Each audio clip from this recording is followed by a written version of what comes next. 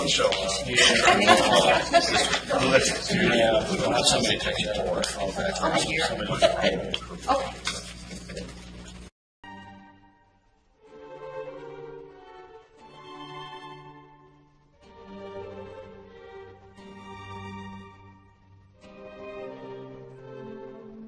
Do the sign language in the dark.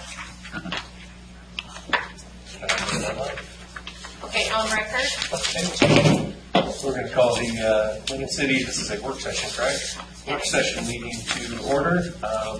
We can start here and give an introduction, please. Yeah, Scott Moore, I'm an architect with McKinsey. Chief Killian. Ron Chandler. Matt Donahue, financial advisor. Debbie Maloney. Lila Bradley, Public Works. Stephanie Reed, Public Works. Joe Whistler, wastewater treatment. Dick Anderson. Susan Watch. Don Williams, report. Wes Ryan. Chen Norikis. Kathy Steer, City Report. We're going to just pretty much turn this over to Ron. We're going to suspend any need to direct your questions to the chairs if you have questions. But I think if I remember right, Bill told us about the microphones. This is kind of self-canceling if two people are speaking at the same time. So that's right. Try not to talk over each other. That's right. Okay. All right. Thank you for coming. And let me begin by just reintroducing a couple of people. Scott Moore is with McKinsey, our architects. Architects and engineers. They are the company that have been working with us on our police building. And then Matt Donahue, as mentioned, is the financial advisor that we've used many times, I believe. Since 2013. Yeah, in helping with our bond issues, and he's worked quite a bit with Ron Tierney, and so we're pleased to have them here. Also, let me begin with an apology. I didn't realize when I set this up that we've scheduled 4 Mondays in a row for you guys. So I forgot that we had the travel meeting on the 15th. So my apologies. I suggested to the mayor today that we follow Norway's model and we just cancel city council meetings during the summer. And since that is a very busy time, when we talk about that, we have been scheduling our work meetings during the day from 3 to 5. There's a suggestion maybe even earlier in the day. If that's something that would be of interest to you guys, just let me know. And we're all here, so we can schedule at any time that meets with your schedules. The purpose of today's meeting is really to give you a couple of updates and also to get feedback as it pertains to the police building. Chief and McKinsey have been diligently working on updating the plans that we've had for a little while. But also we needed to discuss this in the context of other projects, specifically the sewer projects. During the course of our discussion today, we'll talk about the financing mechanisms we can use, what we as a staff feel that are the most advantageous for us to go down, and then get your input as to how you would like to proceed.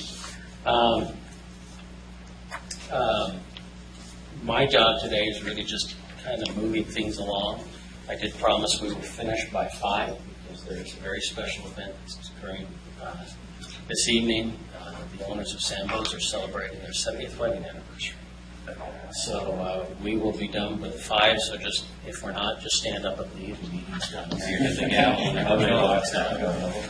go. And then mine is really to move it along. We're going to be really dealing with the experts, our police, our finance, our public works staff, and they're going to be really doing most of the heavy work today. So with that, we'll turn the time over to the chief and Matt to talk a little bit about the police building, an update on that, and that will be followed by Debbie and Matt to talk about ways to finance that building if it's your desire. Chief, just give you a quick background. I believe it was 2011, 2012, former Chief Bouchard originally contacted Bruce McKinsey at that time to do a staff analysis, staff assessment of the current police building. To give you a little bit of history, that land was purchased in 1973 for $55,000. The building that It's on there now, although it may look a little bit different. Was originally built in 1981 for $651,000.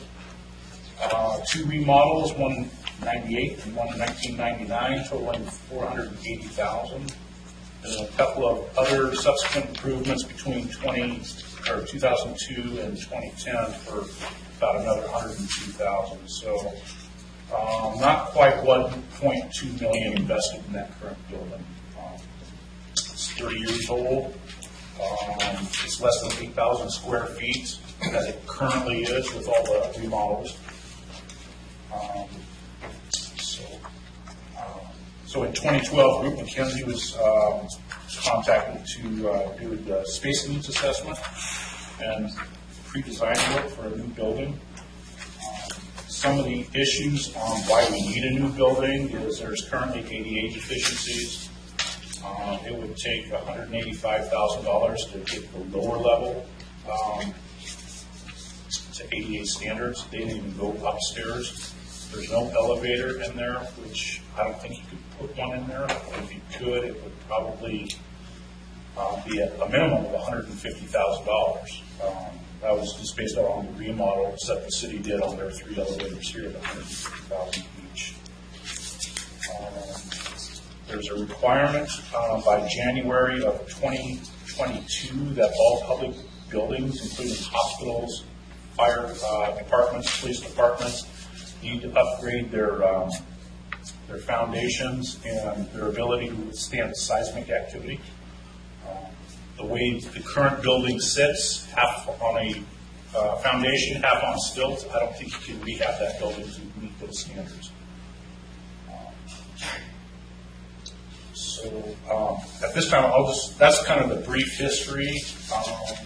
At this time, I'll turn it over to Scott Moore, who can give you more in-depth of the space needs based upon our current staffing levels and projected staffing levels out into the future. And remember, when we build one of these facilities, we're not building it to today's staffing levels. We're anticipating the staffing level to be 30 years out to make sure that the building is capable enough for us to grow into.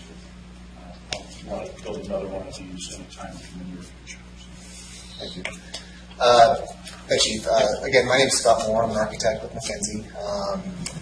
I work on the public projects team at our firm, and we specialize in emergency response facilities, primarily police and fire facilities.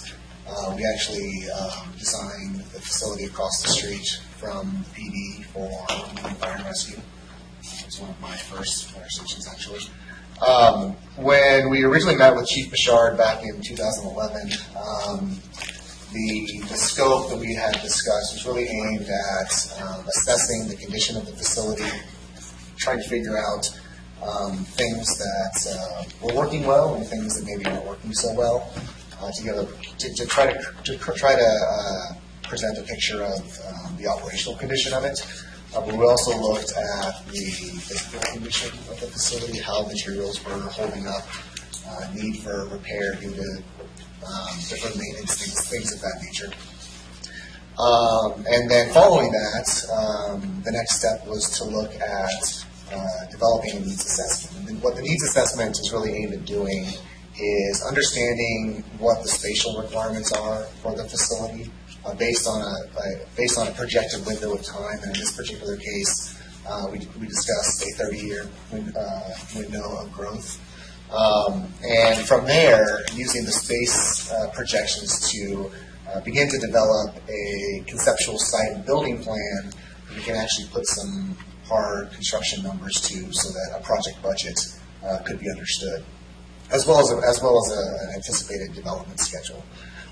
So that was kind of the overall scope initially with Chief Bouchard, and I brought that with me, and we'll go through that. After that, once we completed that project, that was done in February of 2012, I believe. The project kind of went on hold temporarily, and when Chief Killian asked us if we could again look at kind of refreshing that analysis. He had a couple of programmatic elements that he wanted to address as part of kind of this refreshment. But we also realize that the construction climate is significantly different now than it was back in 2011, 2012, which certainly has an impact on the price of the project. Better or worse? Unfortunately, it's worse. Costs are going up, and they continue to go up. Really right now, we don't really see that stopping anytime soon, particularly in communities that have small subcontractor labor pools like Lincoln City does. That it makes it a little bit more difficult to get competitive bid pricing from your subcontractors due to limited availability. So unfortunately, I wish I could say the price went down, but the price did go up, and we'll talk about kind of what that means. Yeah, I was trying to find that in this report. I know I saw that. Yeah, so It the, should have been on your desk. This, we emailed this later, and then I printed up a new one. No, I'm sorry, Ron, what I was. Are you looking for the original price? Yeah. yeah, we can go. We're going to go through that. Okay. So there'll be time to talk about the prices. That may not be. I think it was, I was frantically trying to read the You may have all at one point seen this report. I'm guessing that Chief Bashar had presented it to Yes. the group. So you may be loosely familiar with kind of the process that we went through. But part of what I wanted to do is just refamiliarize everyone with the steps that we've gone through to try to make sure that our approach is valid, that the needs that the police department is requesting are in line with what we would see in other communities, and that we're not asking for more. So why don't you go ahead and start to go for the next. You keep going. Okay, so everyone's familiar with the sites. What we tried to do is really kind of hone in. Oh, and actually, this is one thing that I failed to mention in my introduction. One of the elements that really was missing the first time we did this needs assessment was more detailed site information. At the time, we had agreed that we knew where the property boundaries were. We knew what the general lay of the land was, and it was enough to develop a site plan. But we really didn't have any topographic information. We didn't have a clear understanding of where the drainage way sat in relationship to where the building was, and any impacts that may have. And we didn't really know what the soil conditions were for sure. So one of the pieces that we felt was important to include in this next round of analysis was a better understanding of the site conditions, because those did have actually a fair impact on the overall cost of the project. Okay, go ahead. So the first thing we did originally is we went through with our architectural staff and documented the existing facility. So one of the things that we try to do is to the report is really aimed at both kind of an educational document so that folks know how you came to certain conclusions. Part of that is giving them a clear picture of what the facility currently works. So we went and did a general kind of documentation of the building exterior. For the most part, the building exterior is where we would expect it to be given its age and the climate that it sits in. Obviously, there are areas that are seriously showing their wear just because of the age of the facility, and that's pretty much present throughout the building. Then we like to go through and document some of the interior spaces. So operationally, we really like to look at areas like evidence storage, evidence processing, booking and processing, meeting space, those types of pieces that are critical to the police being able to perform their job and to maintain the appropriate chain of custody requirements. And so looking at interview rooms, booking and holding facilities, things like that. And really when we did the tour, what we found is that pretty much every space is more or less maxed out to its capacity of what's being currently used for. The only space that kind of, I guess, had some room to accommodate more folks or more of a use was upstairs in the patrol office area. But in reality, the patrol office area doesn't want to be upstairs; it wants to be downstairs. It's got the space, but it's in the wrong location. Jeff, Chief, you can answer this question, is at what point did you recognize that you were out of space? How long ago? Okay, so okay, well, I'm just trying to look at, you guys just project 30 years, so I want to know if our population is this, and you've done this amount of bookings, or whatever you want to call it, you've reached your capacity at this point, so. So what had happened that really kind of cinched it is I did a little bit of reorganizational work. I had a sergeant that was overseeing dispatch. I moved that sergeant out of dispatch to put him on patrol, so I'd have actually 4 supervisors for patrol. I currently had a code enforcement vacancy, so the sergeant assumed code enforcement person's office. Then when we hired the new code enforcement officer, I didn't have workspace for him, so I had to throw a makeshift cubicle basically in the middle of this patrol area that stopped us to create a workspace. And then with our contracted community service officer that's taken those minimal reports to our staffing increases, that's just another makeshift workstation, again, up in that patrol area and stuff. So if we want to add any staff at all, or basically maintain current staff, it's tight quarters where we're at now. To give you a little bit more information, is Chief Holden, before he decided to retire and run for mayor, was complaining that there wasn't enough space there. And that was 97. Yeah. And is that relative to population? It's actually, so it is. It's both, because the higher the population, the more sworn officers you end up having. The more sworn officers you end up having, the more space you need. The FBI actually publishes a document that gives general, not criteria, but kind of averages for space per sworn officer, and it's regionally specific. Okay. And in the Northwest, it's around 500 square feet per sworn officer.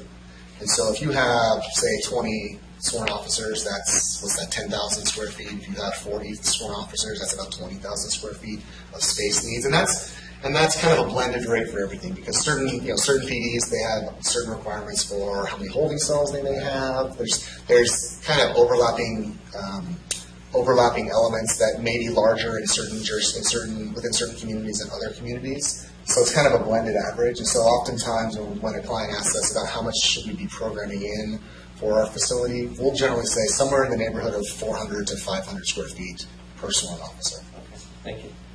So, Chief, how much space do you have tied up in files?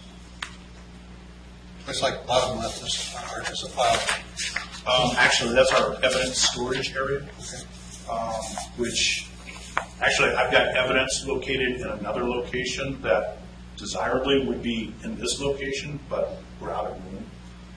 And some of our Measure 11 crimes, which would include rape one, murders, attempted murders, and that kind of stuff, all that evidence you have to retain for 75 years. So, I guess, do you have a file? Do you have to maintain files as well? Right, so our police record files are on a retention schedule, and that is 7 years plus current year, unless it's a Measure 11 crime. I guess where I was going was when you get your new store, have you thought about having a program where you store your records electronically? Some of the records are currently stored electronically through our priority reporting system, but there are some of the orphan documents, and then when we get into the video and audio evidence and stuff, those are on CDs. I am looking into ways to streamlining that to where it's on the cloud or on a server or something like that for retention rather than physical hard stuff. The other thing that we planned in with the new facility is how they go about storing files and evidence. They utilize a very conventional, traditional means, just shelves on the wall.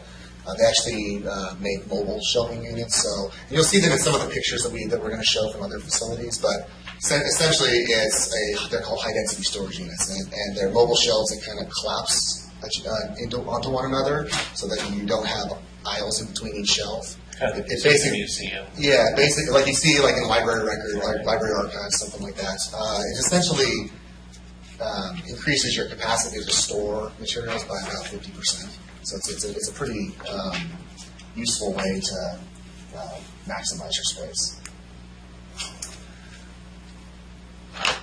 Okay, let's go to the next one. These are similarly some images of I guess some of the other existing spaces. The Sally Port is up there on the left-hand side.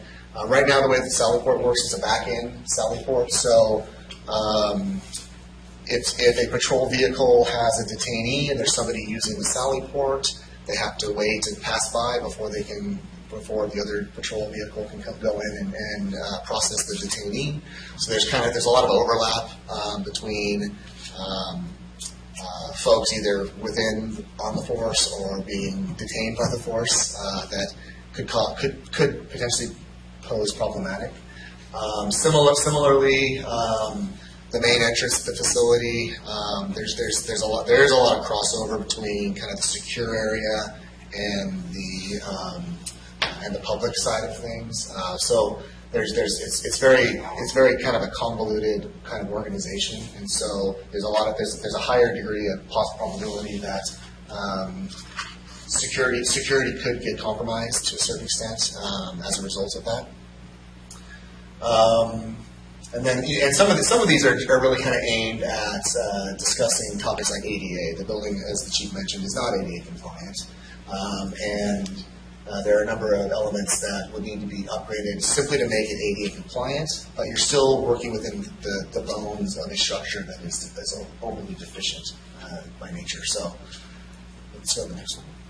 Okay, so one of the things that we like to do is we look at the existing facility. We talk about what the conditions are, what the challenges with it are, where it may be deficient. But it's good to be able to compare that to a modern facility. So what we'd actually done, and we didn't actually tour these facilities with the PD, but at the time, a number of staff members that we were working with had already toured these facilities that were probably about 3 to 5 years old at the time that we did this original assessment. This one is for the city of Woodburn. And so it's really kind of start to kind of describe, okay, what would a new modern police facility actually entail? So we talk about kind of its public presence. Police facilities are a lot different than they used to be. There's a strong need to show to encourage that interaction with the community, to encourage folks to not be afraid to come into their police facility if they have a need. It's becoming more of a public engagement. It's becoming more and more important. As we start to see negative messaging across the country about the role of the police department within their communities. So I think it becomes kind of symbolic of your commitment to the community and how you interact and engage with your citizens. Is there anything to point out that that's actually happening? Is there anything to prove that that's? Well, I guess in your as far as your facility goes. No, but you said that the trend is to make them more accessible so people feel more engaged. Is there anything that says that has actually occurred? Well, I think that what you I think that they're spending a lot of money on. Well, no, I think that more often than not, and actually I would say that probably 90% of the time, one of the main drivers behind the appearance of the building, and this is not functionally, but this is the appearance of the building, is that our clients generally want the entrance to really suggest that it's welcoming, that it's not something that somebody needs to be afraid of to go inside and talk to somebody if they need help. We will oftentimes we see all of our past clients at some of the organizations that we participate in. So we oftentimes will ask them how things are working with their building, and more often than not, they've been very pleased with how it's all kind of functioned down the road. Whether or not whether or not that aspect of it is the most critical piece when we're talking to them, it really kind of depends on the conversation. But more often than not, it is a trend that we're seeing in a lot of these facilities. I think one of the The examples of that is a larger community room for, to invite the community to have their meetings at the police building. And that also allows us to engage with the community, more of the community policing aspect, philosophies. It's a good idea.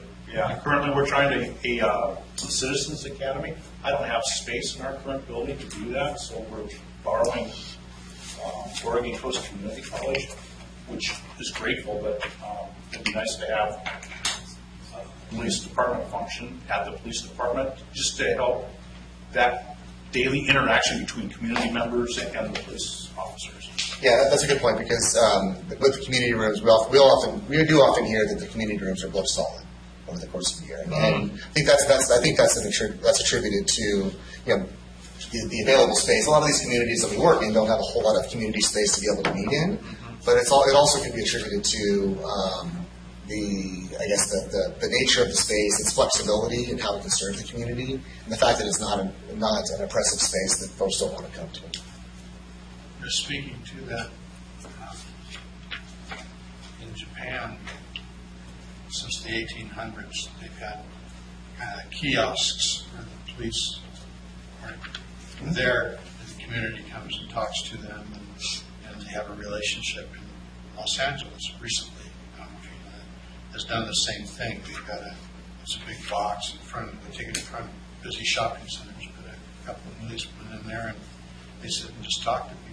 And it's worked really well. Just, getting too engaged and feeling a camaraderie.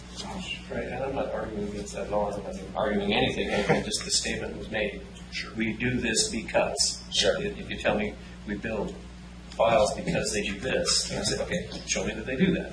And all I'm asking is if we're going to spend this money on this facade and the glass and the roofs and all I'm asking for is there something that says this is doing what it says it's supposed to do? Yeah, I think you don't have to give me the evidence. Yeah, well, and I think that when we talk about kind of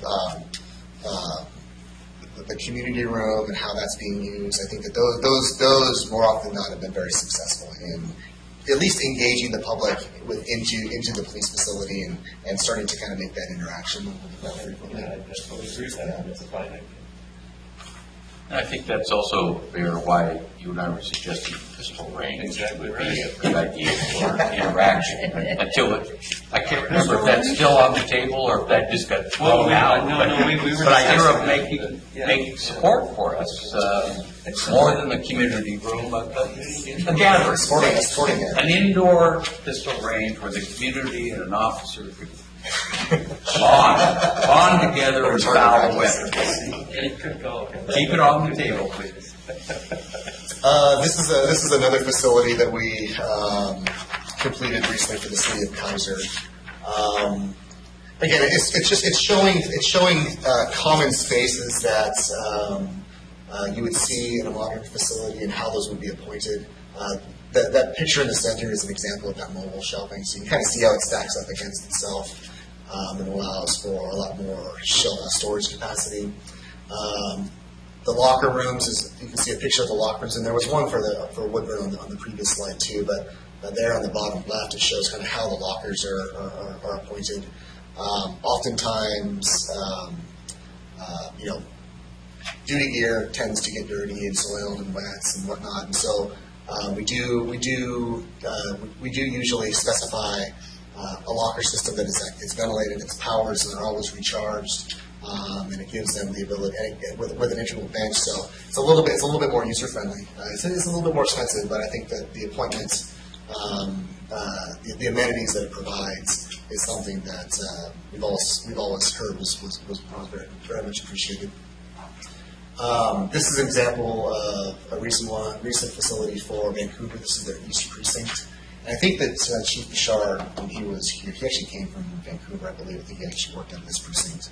I think that's how we actually got our name initially. But again, it just shows some similar aspects. This one actually shows some shots of a physical training room, which we actually don't have programmed into this facility.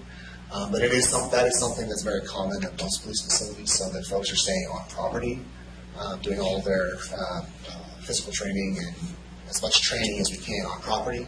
versus having to go somewhere either likely after their shift is over. I think my question would be to that is, are they getting used? Oh yes, those get used all the time. Yeah. We do. So as I mentioned, we do a lot of work in the fire service as well, and with agencies that are purely volunteer based. It's those types of, because they're used so frequently, it's those types of amenities that draw staff to work for those agencies. I think that it's very rare that you don't see them used. Okay, so after we went through kind of an overview of what's the condition of the existing facility, what would a modern facility, what attributes would a modern facility generally entail, and then we started to look at programming. So for programming, we utilize space standards, and so there's spaces within a lot of police facilities that are standardized sizes of offices based on one individual, or whether or not that's the chief of police, whether or not that's a sergeant, what it is that they're going, what kind of desk and file setup that they may need, whether it's a single occupant office or a multi-occupant office, those types of things.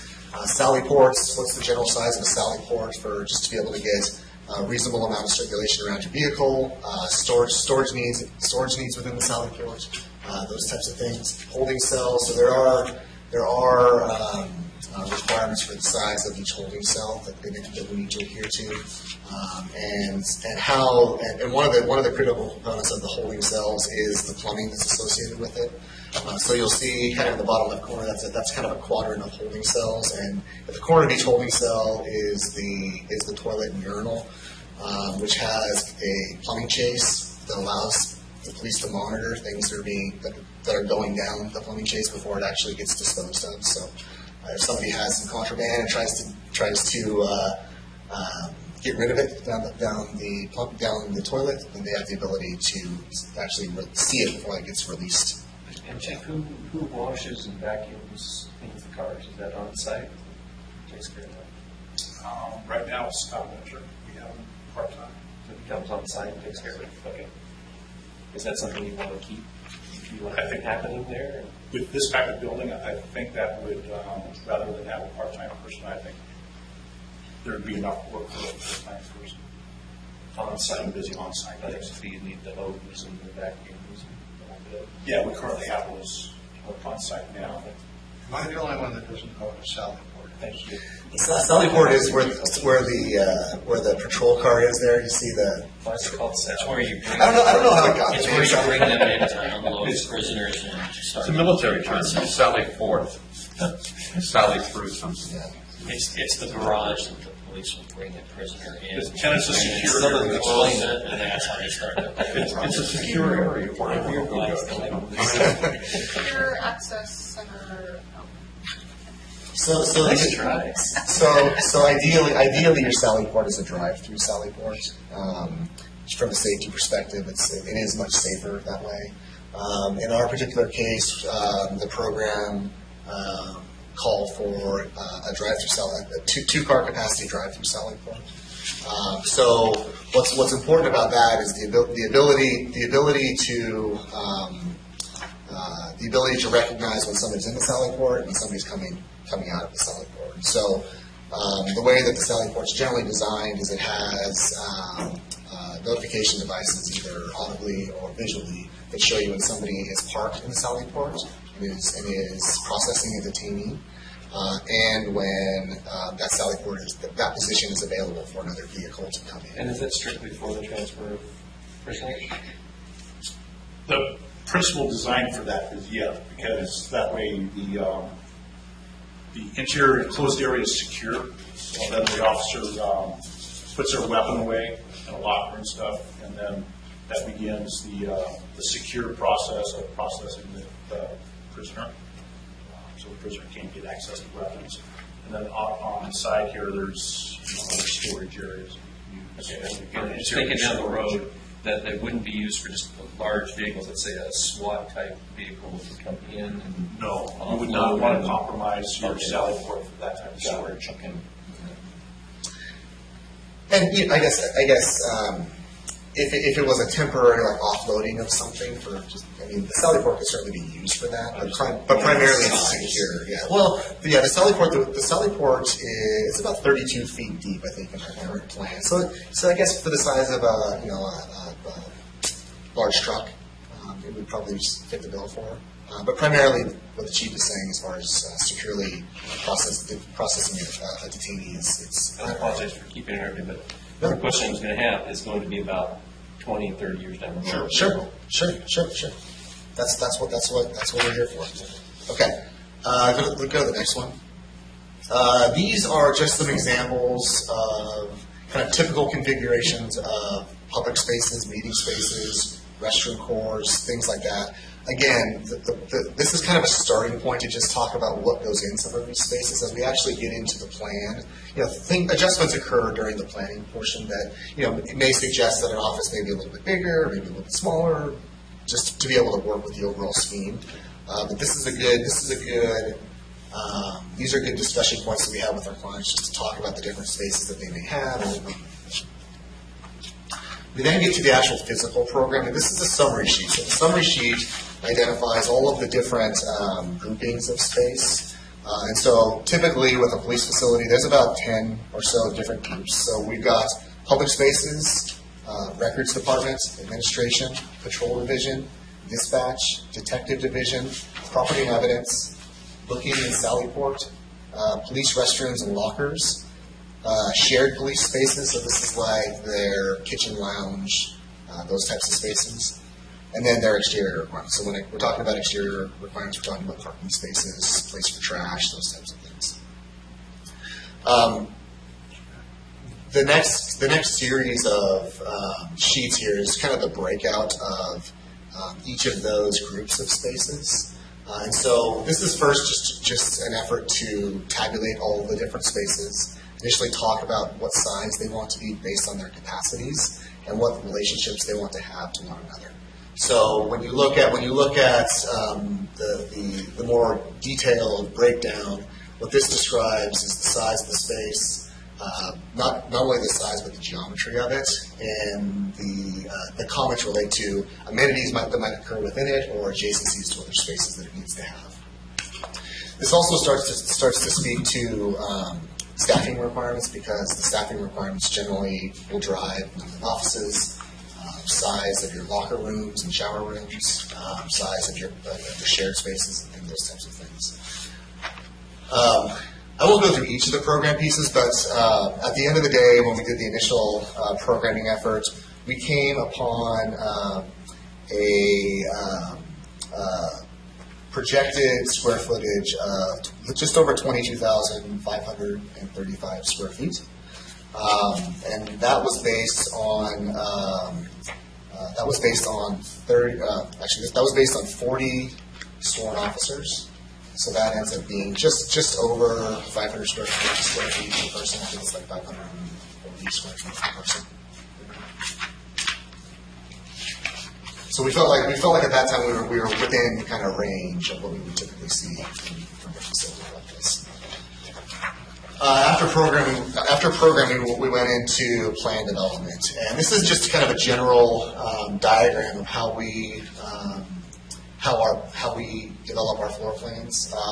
What the diagram on the left shows is kind of the transition from kind of the public space to semi-secure space to secure space.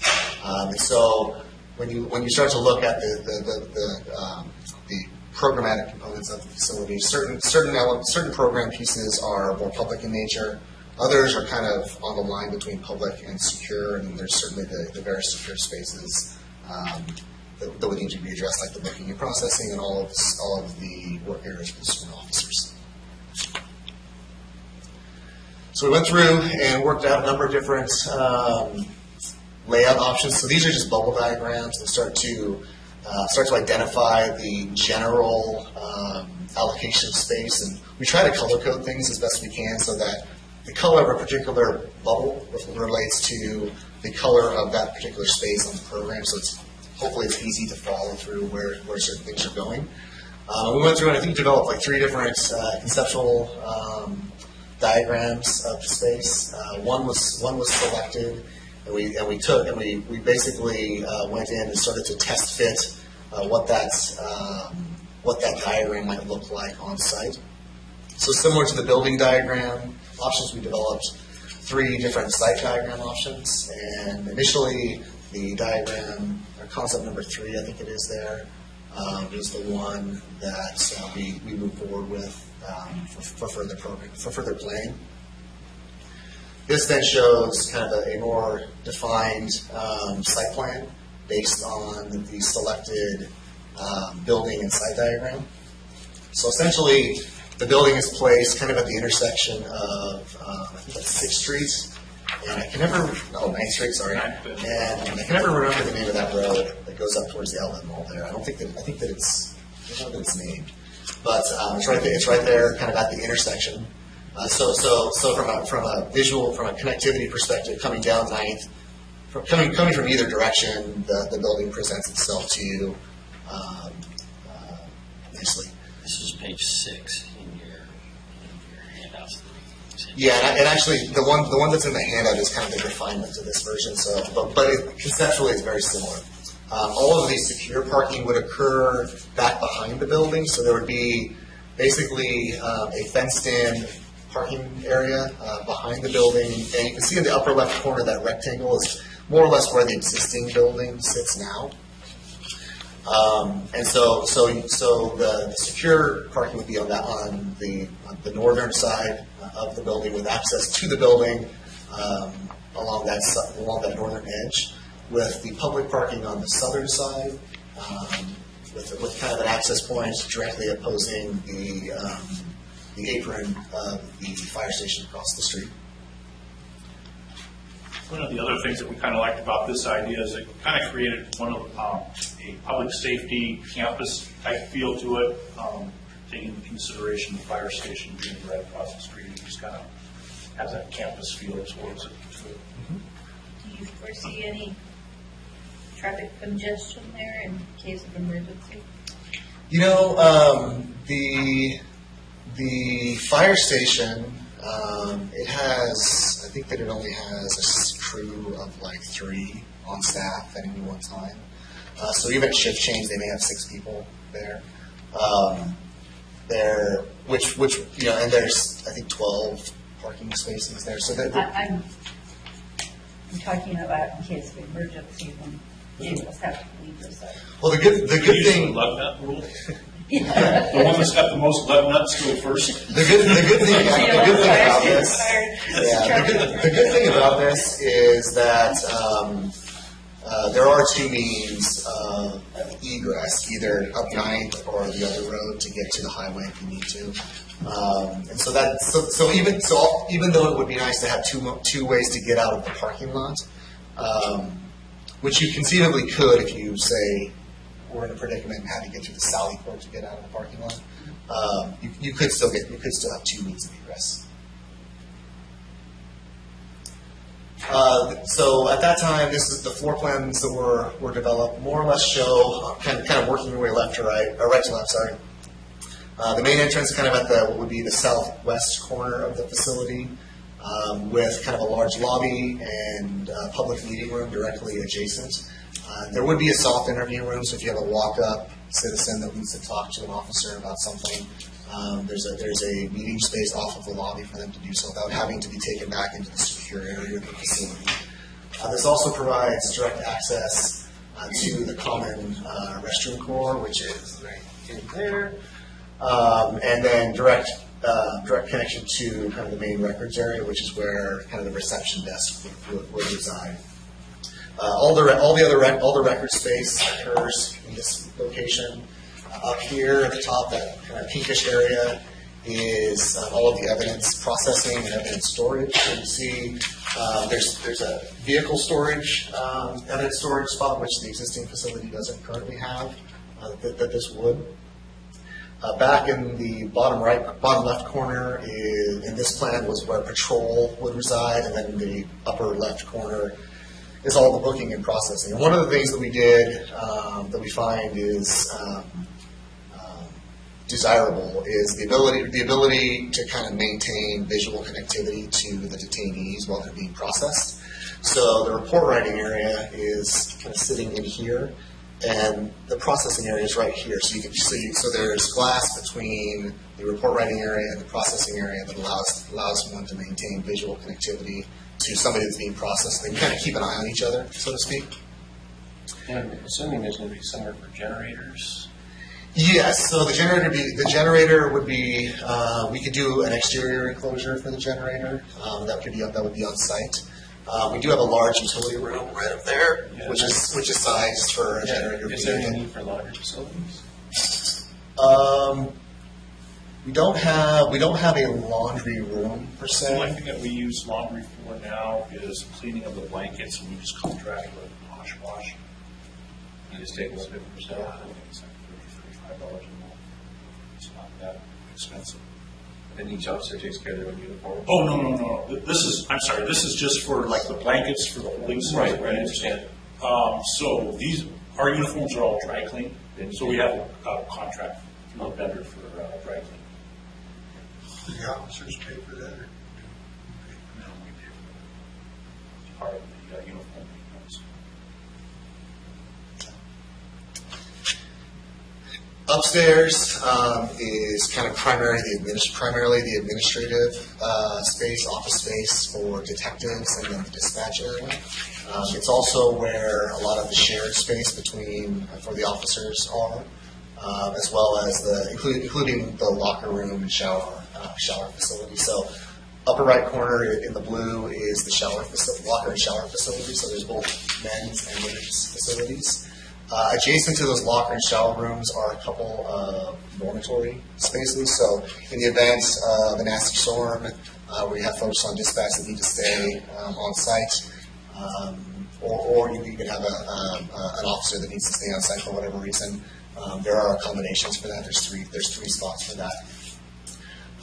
Across the main circulation hallway in the purple there, that's all of the executive group. So chief's office, I think we've got a couple of sergeants' offices, kind of a large conference room that's kind of there made for if you ever have the need for a large space to kind of set up a task force for major crimes. That would be spots to be able to close off and use for those purposes, as well as larger departmental meetings. And then supporting spaces like copy fax areas. It's got its own restroom and those types of things. Adjacent to it in this scheme is the detectives area. So the bottom left is it's basically a large bullpen for the detectives' workstations. There is access to 2 interview rooms, and which behind the interview rooms would be an observation room, which is accessed off of the large conference room. And then there's a detective sergeant office up in the upper left corner of the detectives area. Central to the plan, next to the blue area, is the kitchen and lounge area. So that sits right off with the main circulation stair. It's kind of central to the building. So this would be set up for kind of your standard kitchen, not a commercial kitchen type of setup, but just kind of a standard kitchen area, counter space, refrigerators, things like that. And then kind of an eating table and lounge area adjacent to it with a patio that would be able to accommodate like a little grill or something. Quick question, then, I know we don't have a canine officer. Is that something that we're looking forward to, or say if you leave, retire, the next person, would we be able to accommodate something like that here? Yeah. Is there a special need for that? I mean, So for a canine unit or a canine officer, there's really not a special need inside the building to have that. That type of program is more kennels at the officer's house for the storage of the dog, and vehicle modifications to allow for a canine kind of vehicle, but not really any building modifications that have to be done for that type of program. So, saying this in the absolute nicest possible way. So we're building 30 years out in the future, but we're going to build a fax room? Oh, no. Sorry, that's bad terminology. Essentially off of the administrative space, we've got kind of a supply center. So realizing that, you know, we're making copies, you have supplies for pens and whatever that may be. It's a kind of a central spot for that to all reside. The other thing that does too, and on the ground floor, which I didn't say much about, well, off of records would be the mail center. So off the main hallway would be a series of cubbies that you'd be able to provide kind of interdepartmental mail, those types of things to all the officers or all the staff members at that point. Oh, sorry. Okay, sorry. And the last thing I didn't touch on the second floor in the upper left-hand corner was where we had originally positioned the dispatch center. We then went and developed the cost analysis. And so when we went through the cost analysis, we looked at all the hard and soft costs. So the building construction hard costs, all the soft costs related to your consultants, and then owner-related costs. So initially, this kind of talks to the subject matter of the original cost. The original cost for the facility was just over $6 million in hard costs for the construction of the facility, with an overall budget of $7.2 million. Does that include the demolition of the old building? Yeah, it includes demolition of the old building. That was in 2012? 2012, yeah. And at the time, so we worked with the general contractor to develop the construction budget for the project. And so, so we felt that we had good coverage over the entirety of the project. The one thing that we were lacking was some site information that came about in the next analysis that have added some cost. Okay, so let's jump ahead then to kind of the recent updates. Yeah. Before you do costs, with the $10 million price tag, we got $445 a square foot. Is that similar to the 7.2 mil? So the 7.2 million, it's the same square footage, but it's more expensive. Basically, square footage was less with the 7.2 million. The square footage at 7.2 million was 22,000. No, cost, square foot per cost. Yes, it was the square foot per cost on the original assessment was less than the square foot per cost on the new assessment. Okay. Yes, you're right. I don't want to take your time. It's a lot of money. Sure. You know, I would hate to rush through it. Well, we can talk about we can talk about how we break out costs specifically in the next discussion of costs. It is the same methodology, so we can talk through that. And if we need to, we can jump back to this one for reference.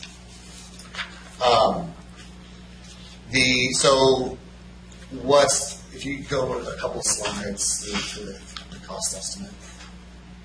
We also developed a project schedule, which we can talk about. I've developed a new project schedule, which is reflective of this, essentially, but based on current dates. What you see here is the final version of the updated site plan, and what you start to see is that this is all based on more comprehensive topographic information. You can see where all the contours reside, and what that does is it helps us understand how the drainage is going to work on site. It helps us understand where we may or may not need retaining walls, and it helps us understand where we may need to kind of rethink about the configuration of some things to try to minimize some of those impacts. Mostly what changed from a site perspective between just design-wise between the previous version and this version is how we handled the public parking. Originally, we had public parking just kind of double-loaded all the way up here, which started to encroach into where this drainage way occurs. So we've got a drainage way that kind of goes along the backside of the building. As you get up closer to behind the existing structure is where that area becomes more classified as more of a sensitive wetland area. We are far enough away from it, though, that our development will not adversely impact it. So there aren't any special environmental requirements to have to address that at this point, based on this design. But one of the other things that we found is when we did our site our next level of site analysis with respect to the geotech is that essentially under where the existing kind of roundabout is, all through up here where your existing parking is fill, unsuitable fill. And so at that spot the geotech is recommending that we remove that material and replace it with structural fill. And it's 10 to 12 feet of material. So it's a substantial amount of material that would need to be removed and replaced to allow for conventional foundations. Where does it go to? Phil? Okay.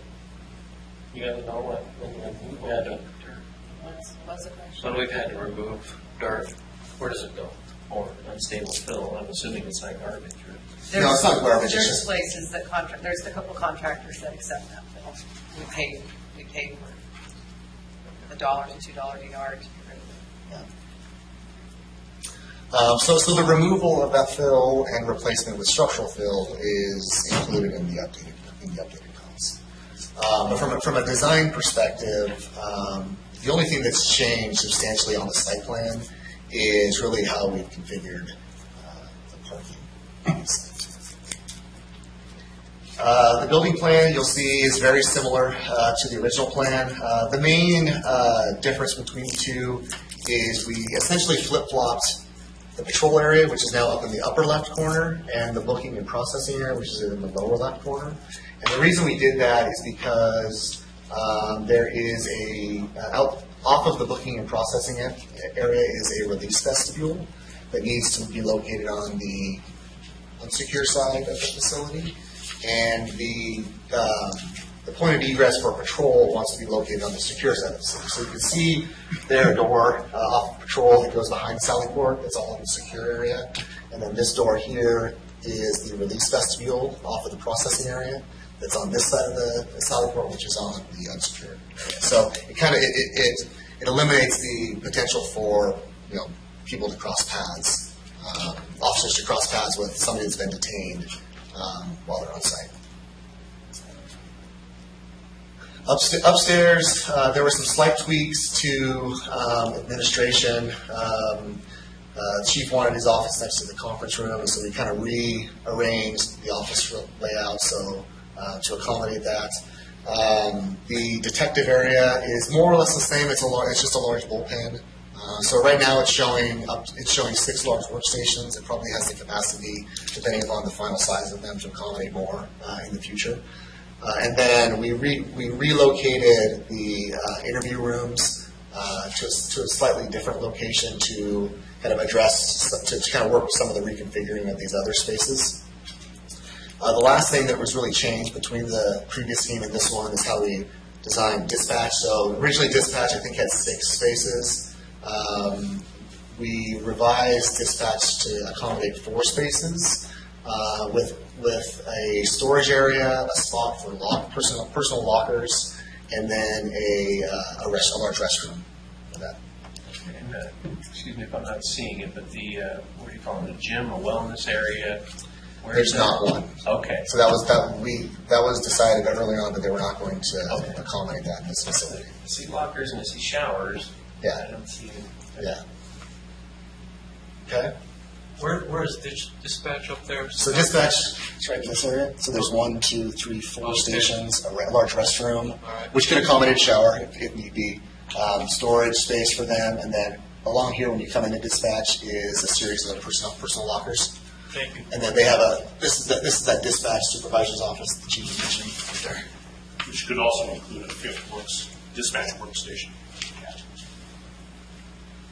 The reason why we had the restroom put in there is there wasn't one in the original plan.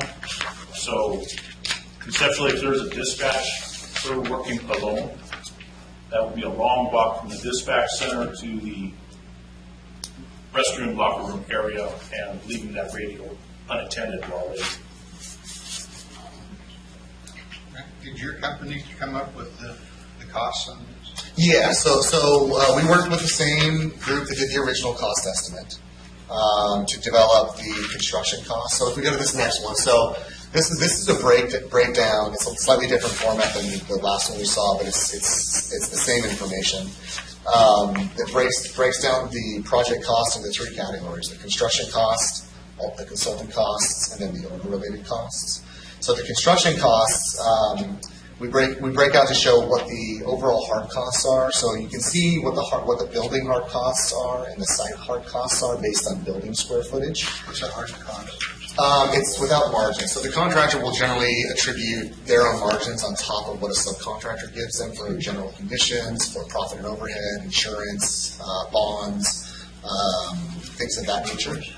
And so that's referred to as the margins on top of it. And general conditions?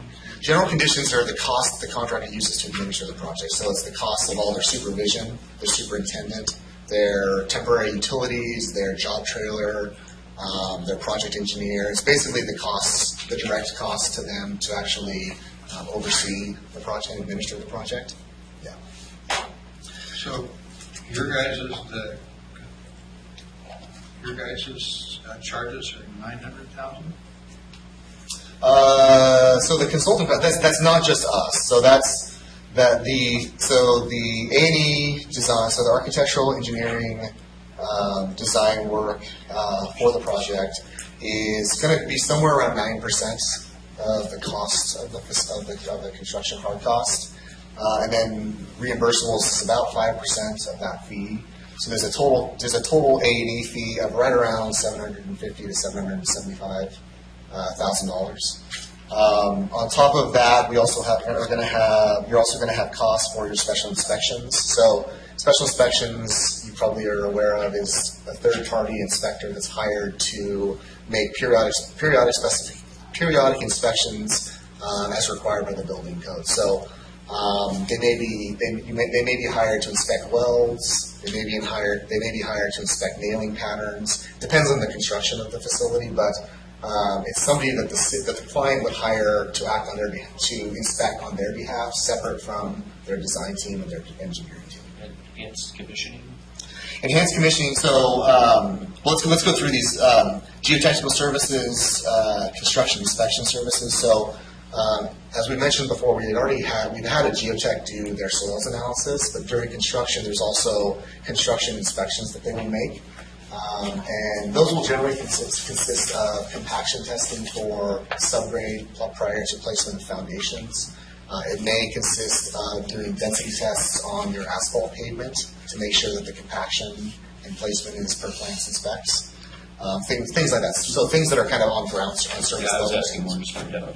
Yeah, and then enhanced commissioning. So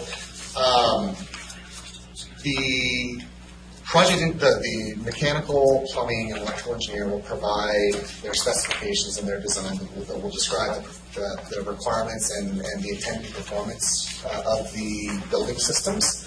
And there'll often be a kind of a burn-in period while those systems are being calibrated. So like no, that's fine. Yeah. There'll be when the system is installed, there'll be a period of time where you're kind of fine-tuning it to make sure that it's not only working correctly, but it's working correctly for you. Yeah, kind of. So what the enhanced commissioning piece does is they describe the process that those trades would go about making sure that it meets those needs. So there's kind of a front-end review of the documents, a specification that they produce that kind of talks about the procedures that each of those trades will have to go through to commission their particular systems. And then the commissioning agent is there with them while they're doing it. So it's kind of, again, like the testing agency, it's that third-party role that's there specifically on behalf of the client to observe and verify that what they're doing is bringing those systems up to the functionality that they're supposed to be designed to. And that's not a requirement, but we do often recommend it because oftentimes, you want to make sure, if you're spending a lot of money on these systems, you want to make sure that they're calibrated actually right so that you're not wasting money on costs. So why no need certification? Well, that was a question that we had asked originally, whether or not this building wanted to pursue LEED. the time it was we didn't think so, or that we were told that wasn't necessarily what they wanted to do. What we often do is, so from a sustainability perspective, I mean, we can look at LEED as I mean, what LEED gets you at the end of the day is it gets you a plaque that describes that your building is designed to a particular standard. Simply by meeting Oregon Energy Code, you're oftentimes in a certified, maybe even a silver level for LEED. So it's a lot of money that you spend on getting the actual plaque and certification that you're already doing as part of what the Energy Code in Oregon would typically require you to do. Where the costs really come up in LEED is in the record keeping portion of it and all of the documentation that needs to be submitted to the USGBC to actually gain certification. So there's a fair amount of effort involved in that. That some clients like to have the plaque. Others care more about the end goal, which is a building that as a high performing building at a reasonable price. There's also other routes. You can go. Green Globes is becoming very popular. It's another certification process that is much less cumbersome. We've done a number of buildings that have yet to do a police facility through Green Globes. We've done a few office buildings through Green Globes recently. Again, not as expensive to go through, because it's not as cumbersome to produce the documentation for, which could be another alternative to that. Well, oftentimes when we design these facilities, one of the first things that we do kind of in the schematic design phase is we'll actually have like a sustainability charrette, which is really kind of aimed at trying to understand what are the opportunities with respect to the site and this particular building that we can try to accommodate sustainable features within a reasonable return on your investment. So to what extent you go is really kind of up to you, versus having to chase credits to be able to get certification. I'm going to jump in here just really quick so we keep moving forward. As you can see from this worksheet, the bottom line, the new estimate is about a $10 million project. We'd like to move us into the part where we're really asking for your consideration. All of this construction stuff will come back to you at a later time. The key bit of information that we need to address today is how to finance this building if you want to move forward with it. If you recall in our last discussion that we had with when Ron Tierney was an employee, we were talking about financing this through general obligation bond, and that would be done through an election. And it would give you the best rates by doing that, and the election would be your committing your full faith and credit to the payment of that bond. The thing that we needed to put this into context is also the upgrades that we have to make to the wastewater treatment plant in order to be able to dispose of the sludge that comes in. We were also considering the idea of a general obligation bond on that. So one of the things that we started discussing, all of us over in this section, was what's the likelihood of having two general obligation bond votes, both of them be successful? And if one of them isn't successful, which one is the one that you don't want to lose on? This building was going to be funded through transient room tax through the facilities capital fund. These guys are going to talk about this in just a minute. I'm just going to give you some overview on it. But the sludge removal process was going to be financed through a capital general obligation bond. So the scenario that we started asking ourselves is that if people were willing to vote for one, and the first one happened to be the police building, and the second one happened to be the wastewater treatment plant, and we lost on that one, that's the worst one to lose on. Because you guys know, under a general obligation bond, you're voting technically only for how to finance it, but in reality, people's perception is that they're voting on the project. And if they vote no, but then you decide to go ahead and go forward with the project, it usually comes out pretty bad. So with that, we began looking at the idea of revenue bonds. Revenue bonds where you're pledging a certain revenue instead of the full faith and credit of the city. We also, as you know, began looking at whether or not there are short-term solutions to the sewage treatment operation and how much time that would buy us before we had to go through a long-term solution. From the meeting that you guys had a month or 6 weeks ago, you know that project was going to be anywhere between $3 to $12 million, depending upon the solution. We have found a temporary solution that will buy us another 2 to 5 years to come up with a long-term solution. So I want to, I'm sorry to interrupt you guys. I promised we'd be done by 5.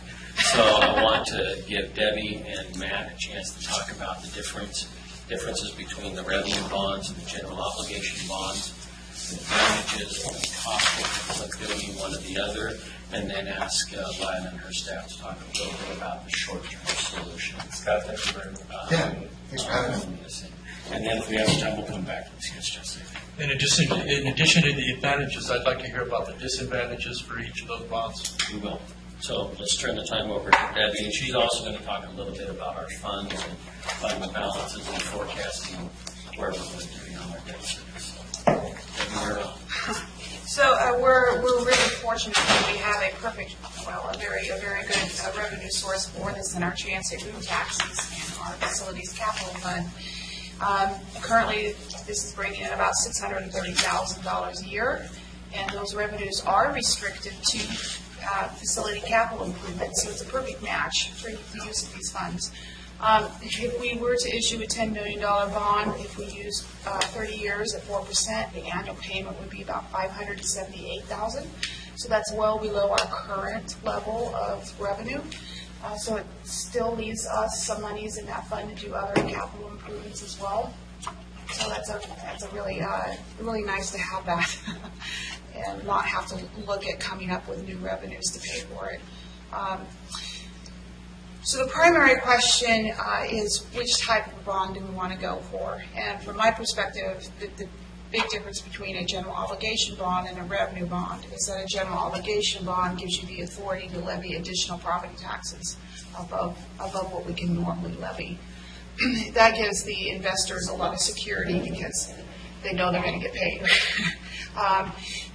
Revenue bonds can be also full faith and credit of government, and they can have very high ratings and be also not as secure as a gold bond, but pretty close.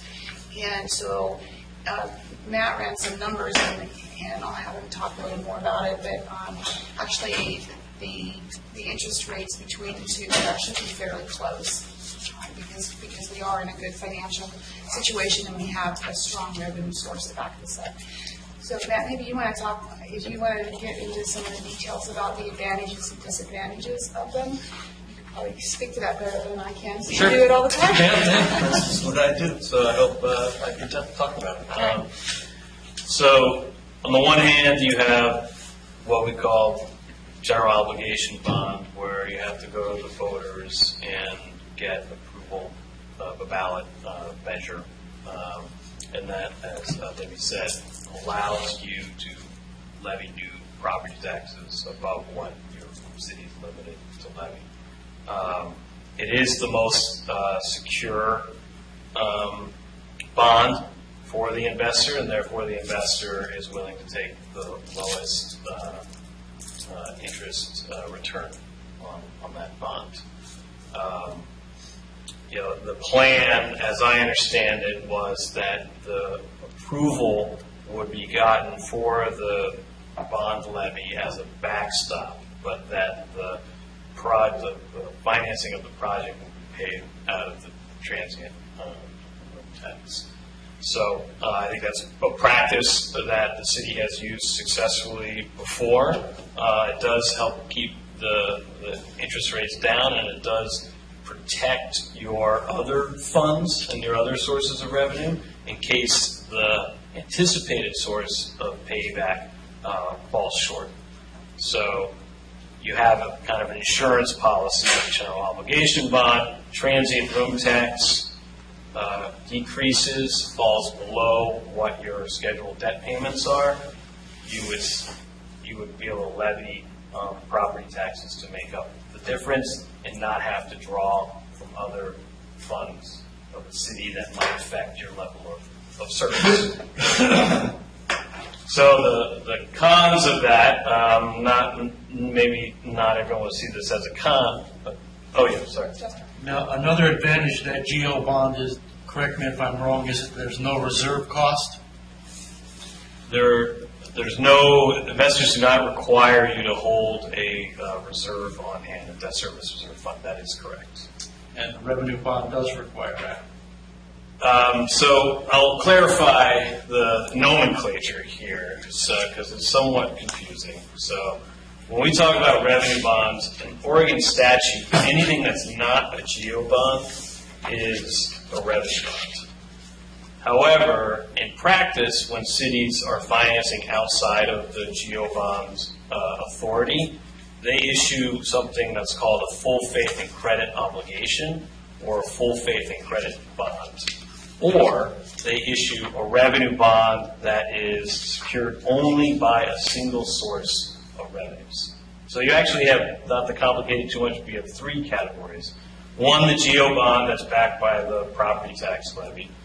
Second, a full faith and credit bond, which is backed by all legally available revenues of the city, but you don't get the authority to levy additional taxes. Does that require a vote of the people for that second one? It does not. The only thing that requires a vote of the people under your Oregon law and your charter is the general obligation bond. The full faith and credit bond, which is basically you're saying any revenues that are coming into the city, we're going to pledge to the repayment of the bonds. You can identify and in practice pay back the debt payments out of a single source. But if that source falters, then you have pledged to draw from another source. And it's not like the GO bond where you have a tax levy that you can make up for it. You'd be drawing from your other funds of the city. Now, the third one is what is known most commonly as a revenue bond. Typically, you see that as a utility borrowing. So the sewer utility borrows and they pledge to the lenders that we're going to pay this back just with sewer revenues. So there's no claim on any of the other revenues of the city. The lender only gets claim to revenues of the sewer system. And you could do that for any source of revenue. You could say this is a transient room tax revenue bond, and you, lender, only have claim to the transient room tax and nothing else.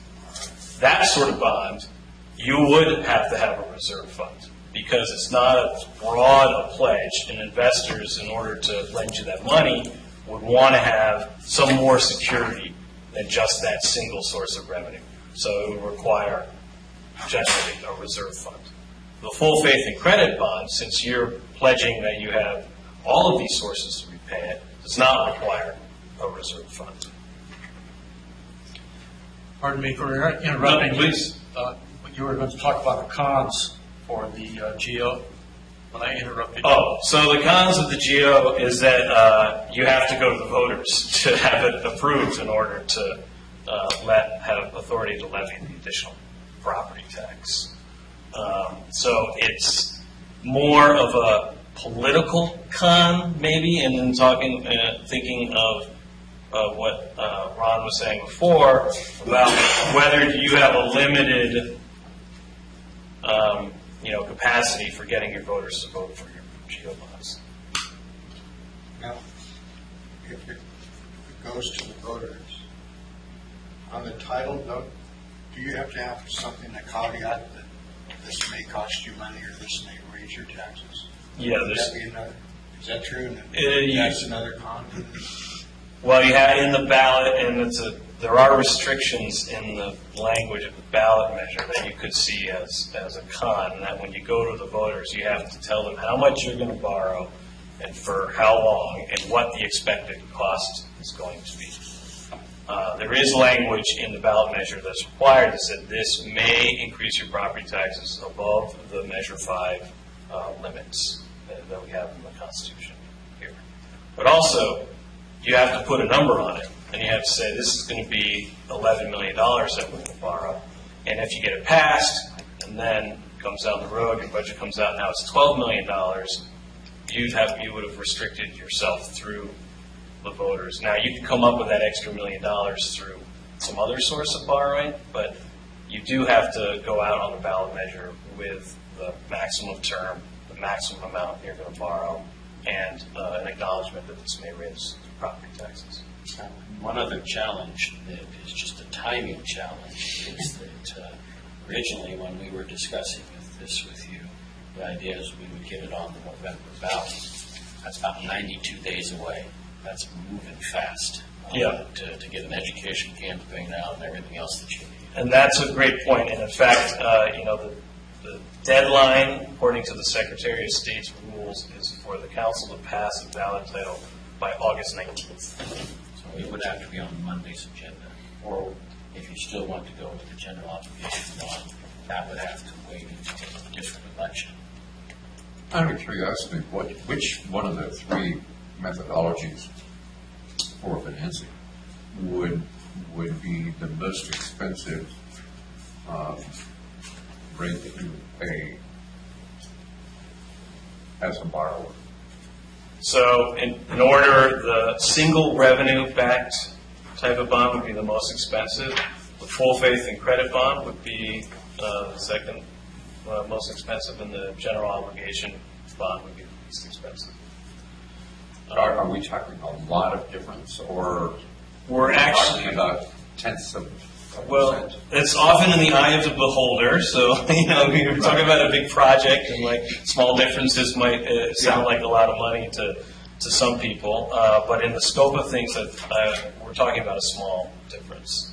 So I ran two sets of numbers based on a 30-year repayment schedule for the rates that we see in the market for the city's GO bond and the rate that we see in the market for the city's full faith and credit bond.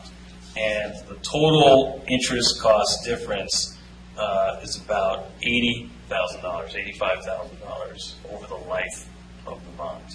So the happy story, and although construction costs have gone up over the last few years, borrowing costs have almost never been lower. And not only the borrowing cost, sort of baseline market for bonds has ever been lower, but the difference between riskier and less riskier bonds has actually shrank as well. Now, the other questions are, when you're looking at these scenarios, are you talking about money for both projects or just one? This was based on a $10 million bond for the police station. Okay. Ron, you mentioned an election, and on this project cost summary, the escalation factor assumes a spring 2018 construction. Yes. That implies to me that we could hold an election in November 2017. If you were willing to expend the soft costs, which are the engineering costs and everything else, without a guarantee that it was going to be funded through a general obligation, that would be great.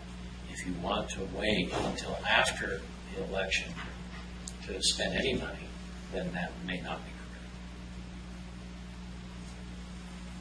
correct. Okay, I'm back. Excuse me if I missed something while I stepped out of the room. Okay, so we're talking about the police station. General faith and credit sounds like a pretty good plan. But what about the upgrades, the sewer plant?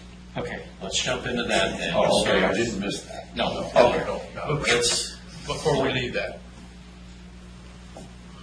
assuming spring construction of 2018, if we pushed forward with the GO on the cop shop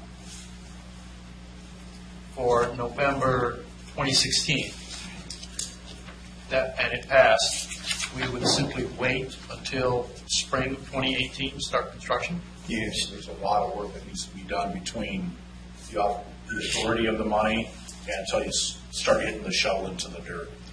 There's a lot of the architectural drawings, the finalization of space needs, what that building's going to look like. We haven't even touched on the exterior of the building yet. So there's a lot of work that needs to be done between now and then. And talking to Scott,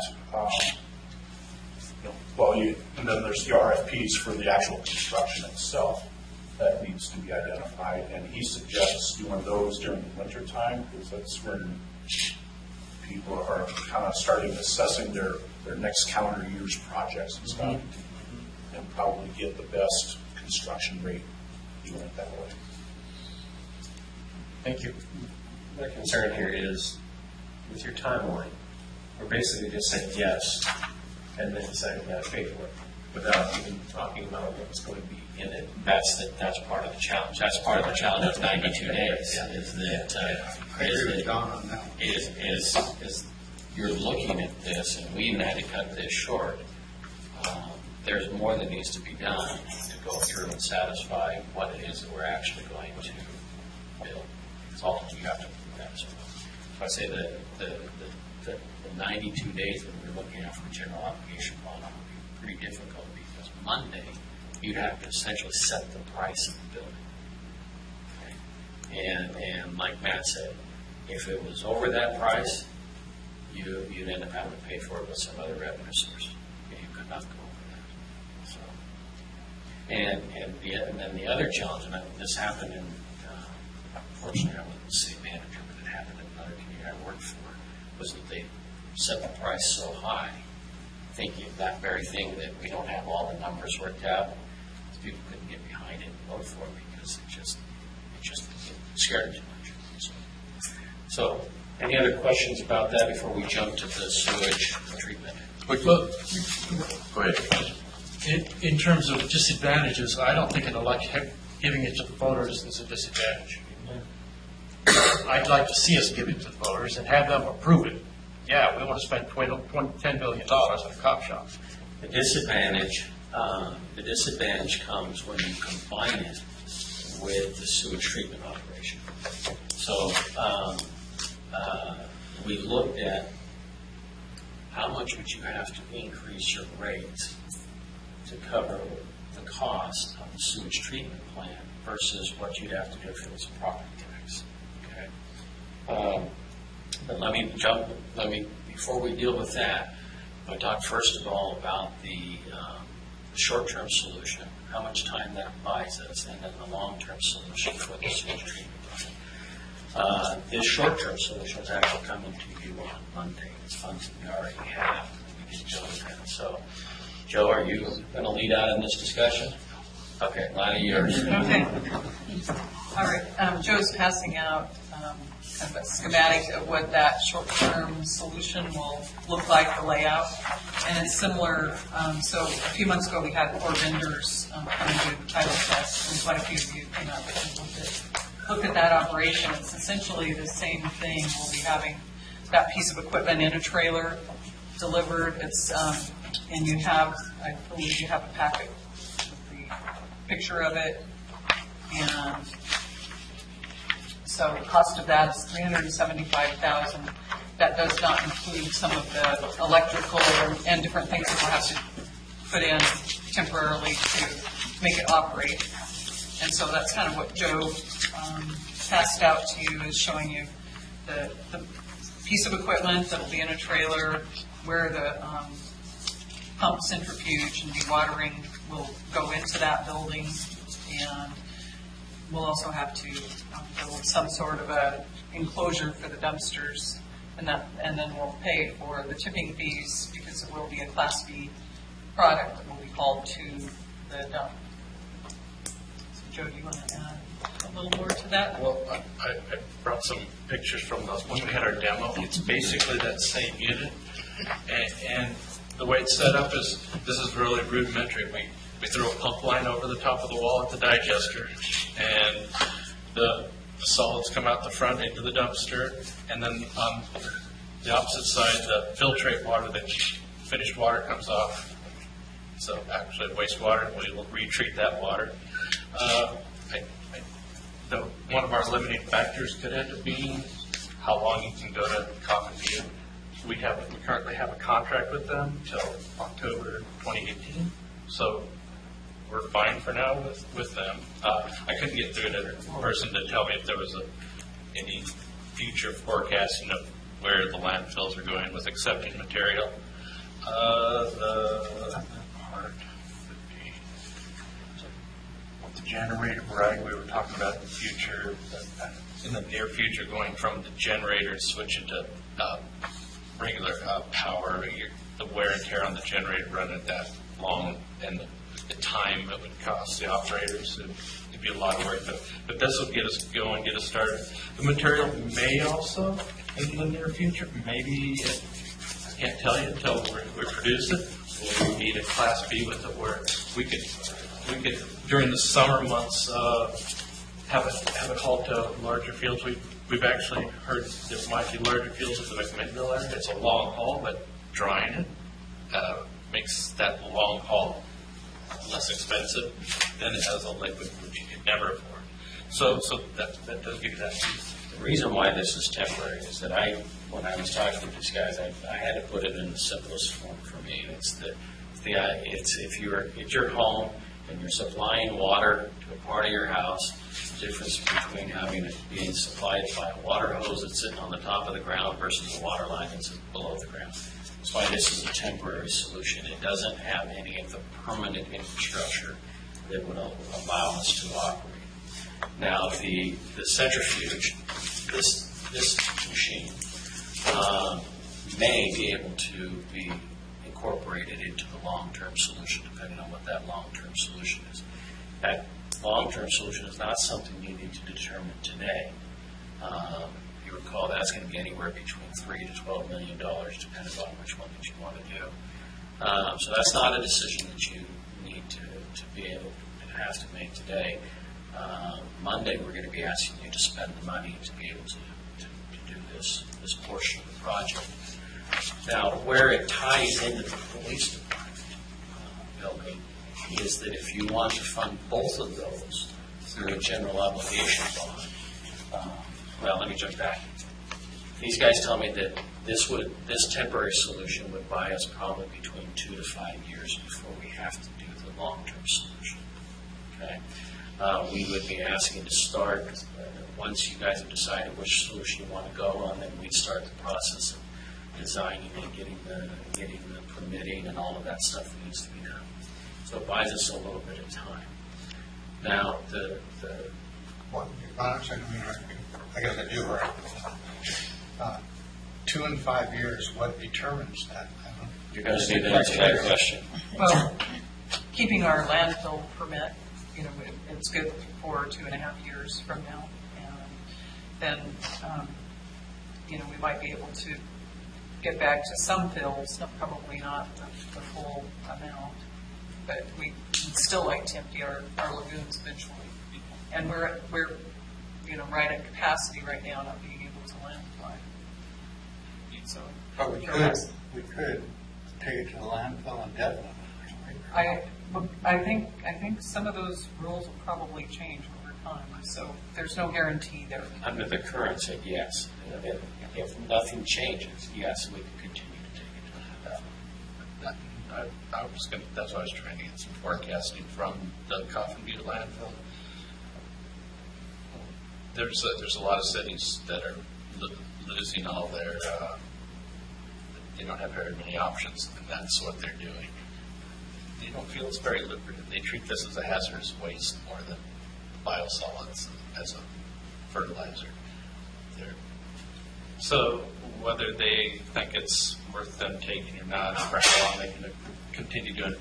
Plus, you have to realize this is really, just like you said, this is all lines. This is lines thrown over the side of the digester, lines thrown in a bucket with a pump in it, pumping water, and people trying to work around this and just keep the pipe going. none of the operators of your plant will do what they need to do to keep your plant going. That's what they'll do. It's very labor intensive. It's going to be very labor intensive, and because nothing's really, that's outside.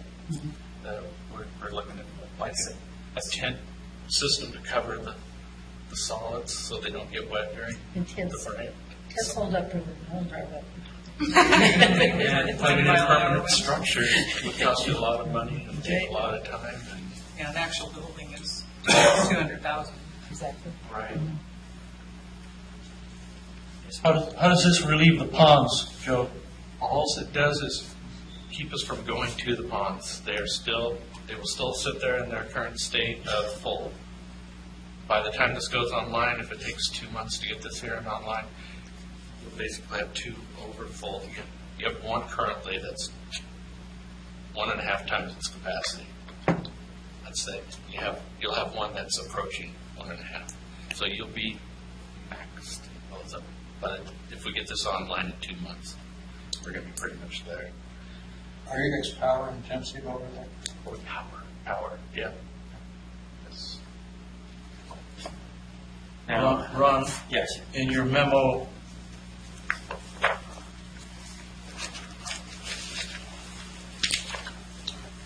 June 20, you gave us 7 alternatives here. 6th one was privatizing dredging, dewatering, and hauling, Class B, to the landfill. That would be my preference. Okay. And it seems to me that it would give us a year, 2 years, 3 years maybe, to wait for that second GO bond for future wastewater treatment necessary projects. You could, yes. Yeah. So I don't disagree with that statement.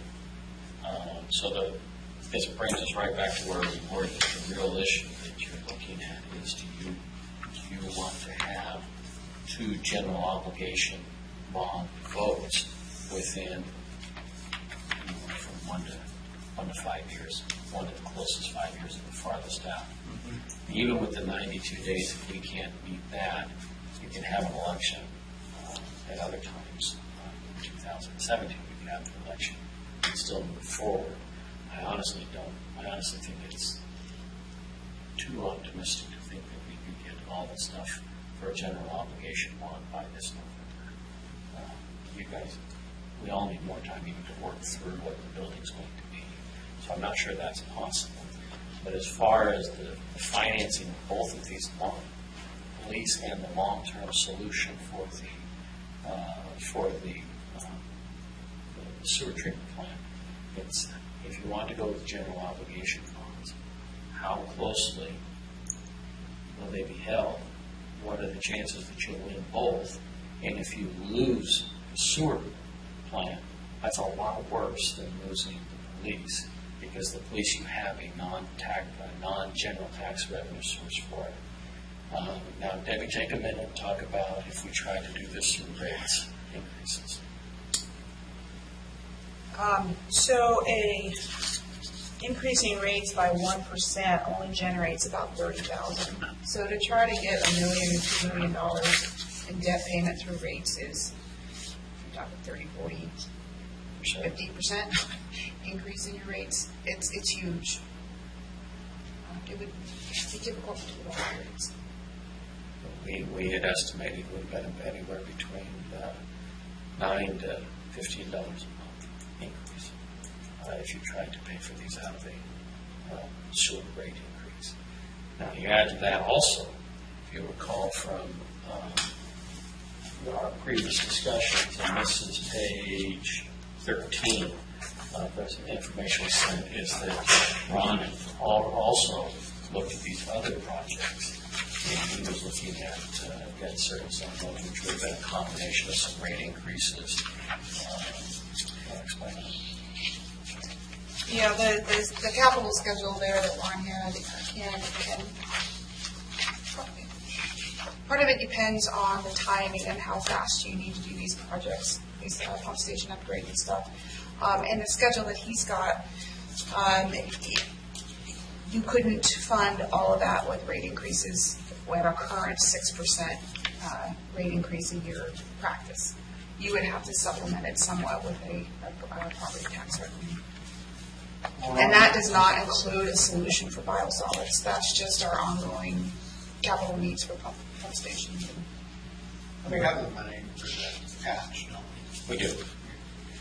That's not, the 375,000 we budgeted, 400,000. So that's not an issue. Would that be water? Yeah, the watering and hauling it to land. Yeah. So that buys us time, and it buys us time. That buys us time. I mean, this, yeah, I think we need a lot more work on this, right? So just so I'm clear. Okay, I'll just be quick. The reason we're having this discussion is because we ran out of land to spread our stuff on, and that's it, right? So have we stopped the discussion about possibly buying land? These guys, yes, they have discussed that in detail. Right, at our June 20th meeting, our consultants had done a bit of research, and it isn't really cost effective to do that, so that was their, we can still research a little bit more, but when they were looking, they did a quick look at it, and it's, Joe probably has a little better handle on it. They found nothing that was within the area. Just the same as that. Just wanted to know we're still discussing it. Right, the same as the study that was done prior to that. They could find Well, nothing. Mayor, the answer to your question, are we still discussing it? Yes, because you guys have not made a decision on what's the final thing that you want to do. And so until that decision's made, yes, all of these discussions will continue to happen. Kip, if I may point out that, yes, this temporary solution with the pump and the centrifuge will buy us time, but privatizing the dredging and the dewatering and the hauling will also buy us time. We don't need to apply what little manpower we've got, nor do we have to store it. It just seems a cleaner option to me. I guess maybe I'm not sure I understood. That is in place of doing it's the centrifuge person? Yeah. So, and we do that. Right, and that was one of the discussions we had, and to privatize, you're just bringing in the contractor and they come in, and basically, as we were doing before, we brought in a contractor and they dredged and hauled it liquid to our fields. They would come in, they would dredge, dewater, and then haul to McMinnville. They would haul into the valley to fields there, and they could only do that at certain times of the year. So the problem is, we don't have that lagoon to keep filling while they're doing that. So we still have to dewater, but you could turn back around and continue dewatering your solids as you're making. Get those lagoons emptied out next year or the year after. Could take you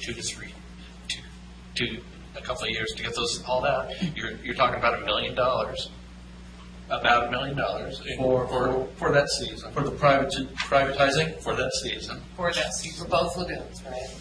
I think that was 1.5.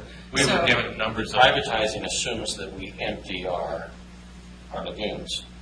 Yeah, but they can only do it during dry season. So during. So it's not just new sludge that's being privatized, it's emptying the lagoon and the processing of the new sludge. Right, Right. because you have to have a place to put the sludge, so you have That's to the empty problem. the This is lagoons, all which going we on at can't the same do time. right now. We're backed up a year and a half. Dick had a question. Well, I'm back to the geo bonds. And I think your question is a good one, Ron.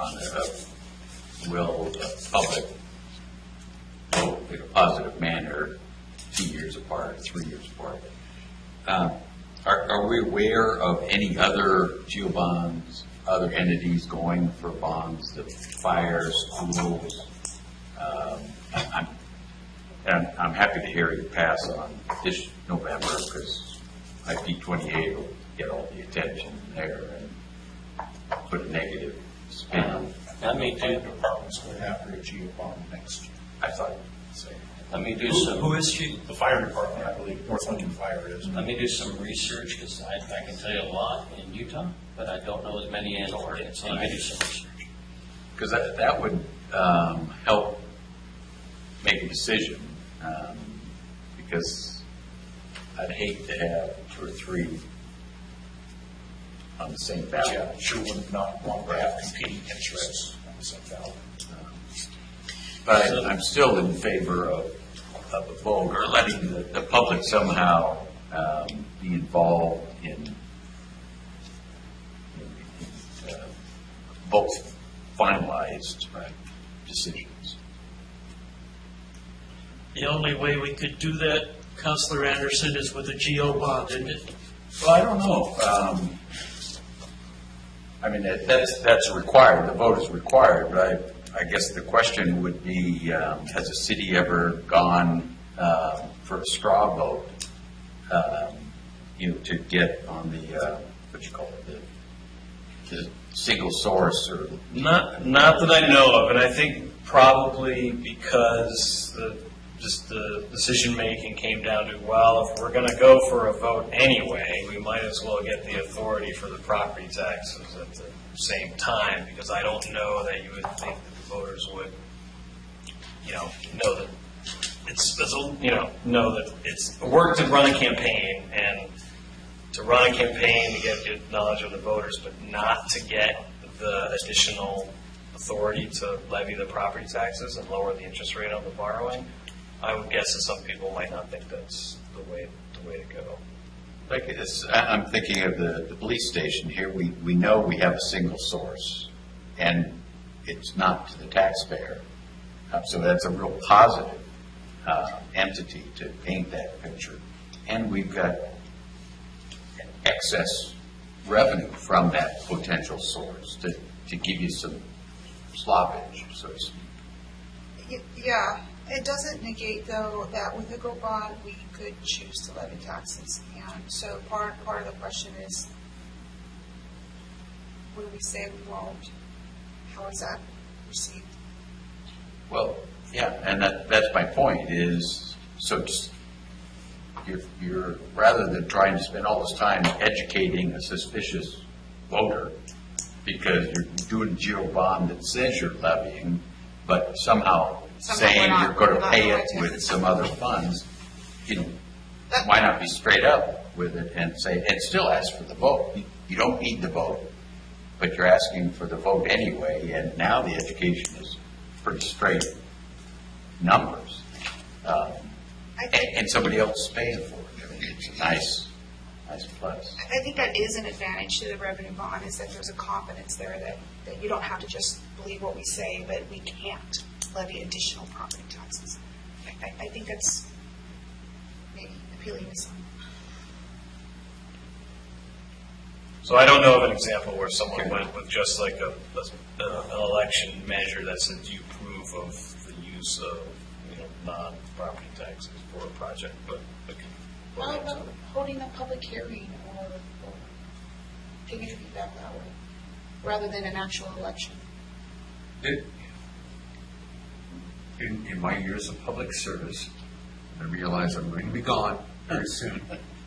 And as a reporter on government, a political reporter for a radio and television station, I will tell you that cop shops, voters don't necessarily approve it, but they will approve bonds for sewer things because that affects them directly. If the toilet don't flush or they can't flush the toilet, that they don't mind paying a little more money. They'll gripe about it, but they'll do it. But a cop shop, well, it would be nice if they had it. Can't they just do with what they have? They have it.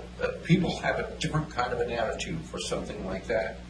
It's the same way with the city hall. City halls or community buildings are very hard sells as far as voting is concerned. If you can figure out a different way to do it, you're better off doing public buildings that way, which is why we got this one based on our transient room tax. We didn't have to go for a bond. I believe we did. I believe we had a jail bond that we paid it off. Well, it was one of those, but as a general rule, community type of buildings, police so on and so forth, have a tendency not to do as well at the ballot as something that has to do with water and sewer. I'm just saying, I would say, my goal would be that to do the police station with this dedicated source of revenue, but do the sewer thing with a general obligation bond as soon as we could get it on the ballot, obviously not this November. But the cost of all these things are not going to go down. I mean, we've looked from 2012 to 2016, 4 years, and our costs per square foot have almost doubled. In 2 more years, how much more is that going to cost? So I think it's, to me, it's silly to sit around and debate, well, maybe we can do this in a few years, That's why we are where we are. I think we need to bite the bullet and ask the voters for a GO bond for the sewer thing and figure out if we have a different dedicated source of revenue for the police, then do it that way. I mean, we're going to start getting some money off of pot sales. What kind of an irony is that? To build better police facilities. So, I mean, there's sources out there, that we can utilize, and I think that you can kick it around all you want to, but the smartest thing to do is do one way and one the other way, and pick the one that has the best chance of winning an election to be the one that you put out in the order. Mr. Mayor, Said my say. does it have to be a November election, or can you talk to the May election cycle? It can actually go out in November, March, May, or September, but the March and September require a double majority, so most people avoid those elections. I'm seeing a head shaking back here. So it's November and May. Yeah. November, May, and they don't require a double. So if I could summarize, I guess what I'm hearing from you, and you guys tell me if I'm hearing right, is that as far as a general obligation bond for the police building, don't try for this November. As far as how to finance the police department, that will be up for some further discussion as you go through and further define what the building's going to look like. So we'll have some other meetings to talk more about what the final building will look like. As far as the sewage treatment plant, we still have to make a decision on what the long-term solution is going to be, so we'll have to have some more meetings. But then I guess there's a part I haven't quite heard. Monday, we really would like to bring to you this, the purchase of this equipment. Unless I hear some strong objections from you guys, we'll still plan on doing that. The only question I guess followed on Chester's, outsourcing. What I heard was outsourcing would be extremely more expensive versus buying our own equipment for even a temporary fix. Was that the $1 million or so versus the $375? I made a note to go back with that analysis and bring that as part of our staff report for Monday. So you have that. I'm real sensitive as well, and I think that's where Chester's coming from, is if this is going to put, a staff overload, manpower burden, that's going to cost us money, and I just assume not have to add to staff to do this. And personally, I'm disappointed if we're buying equipment that somehow that equipment can't be rolled into, long-term fix. I think this creates a funding question as well, because for purchasing this equipment, we're planning to use SDC funds. I don't believe we can use SDC funds on operational costs. It's not expanding capacity, so that creates a funding problem. If we outsource it, where are we going to come up with $1 million? We don't have the funds. How about that 3,000 hours that machine has on it, Joe? Oh, because it's a used piece of equipment. Yes. Oh, okay. I honestly don't know anything about that. But it's just time on them. They use the equipment. The equipment was used just as they used it here. It was a demo model. That's all it was. So they say in their literature that they're saying it's in good condition, ready to use. And they got a 2-year warranty? Is that what it was? Honestly, Yeah. That was my question too, is what's the shelf life of the same? Right. Typically, those, they're in full use every 5 years, they're rebuilt. So a 5-year production life. And what do those hours equate to in years? So it's like 8,000 hours in a year, something like that. That's 25 hours a day, 8,000 hours. We're looking at working at probably 4 days a week. That 3 to 4 days a week. I hope that's all. I hope it's not 5. So that's can be part of your, I guess, part of that. What drives that 2 to 5 years is at that point you're going to be looking at refurbishing that piece of equipment. And yes, it can be repurposed into your facility if you want. If you choose that type of dewatering system, it could actually. You would typically have one unit with a backup unit. You can have that one refurbished, put it as your backup with a new one, install it as your main source, use that as your backup. Sell it to Johan. It's not gonna go You could sell the piece of equipment. They aren't easily found. We're going to Europe to find this. This is being shipped. I've been It'll trying take to us find 12 weeks. like contractors are like they bring in people from Texas. If we do that, if we do bring those people in, they bring the equipment, the dewatering equipment up from Texas, to dewater our lagoons. And I'm sure this has been brought up before, but are we mainly dealing with human waste in that? Okay, so there's nothing that we can say, hey, fellas, please stop. I don't mean that side.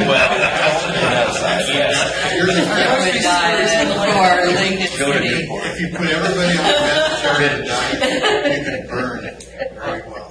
Well, I guess I just want to say, The other part is that we don't want people to put drugs, flush drugs down the toilets or down the sinks or anything like that, but it's processing whatever people are putting down their toilets and down the sinks. You can stop your septic haulers from disposal, which would cut back on solids production. That's a source of revenue you'd lose, but. Say that Your septic haulers is the only solids you can control coming into the treatment plant. But they're a source of revenue for you. They're providing a service out there.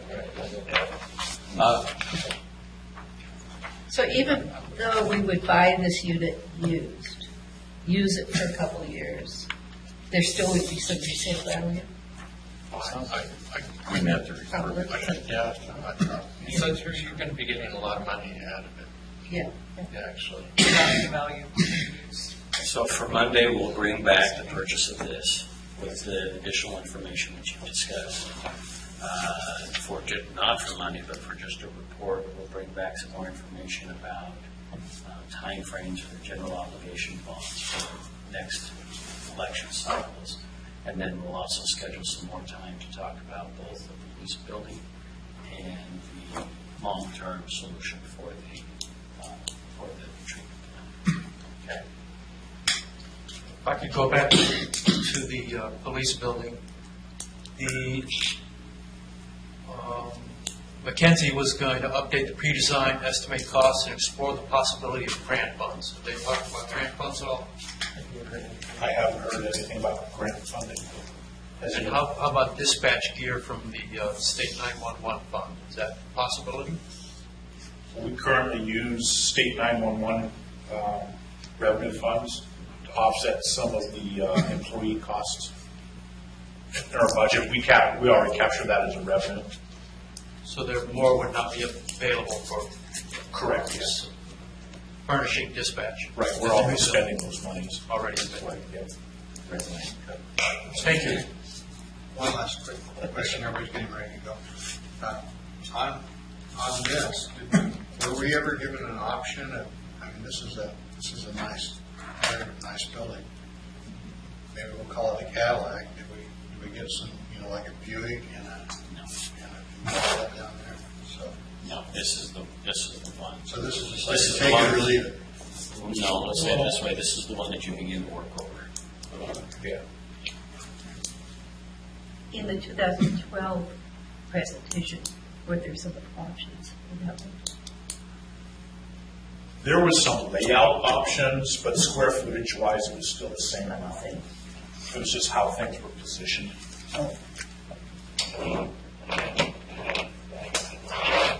Okay, Mayor, it's 5. Hit the gavel.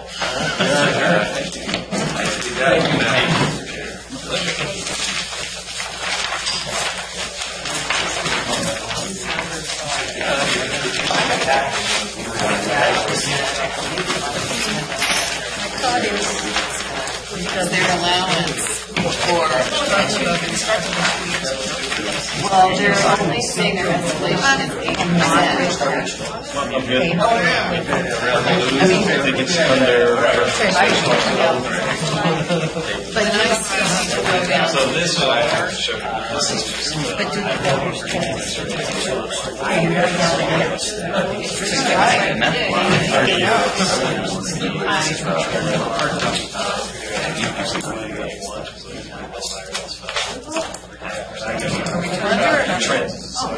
Last year at this time. No, it's all in the back. Okay, I just have to make sure everything. And it's not enough, so